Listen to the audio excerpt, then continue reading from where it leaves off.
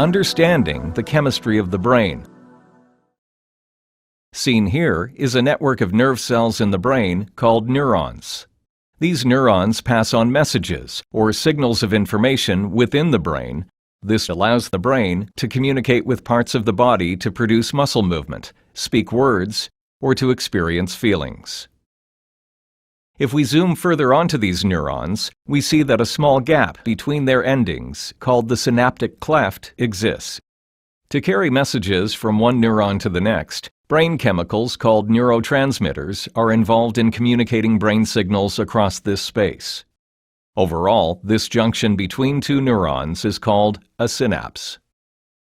In people with major depression, signal traffic within the brain is reduced.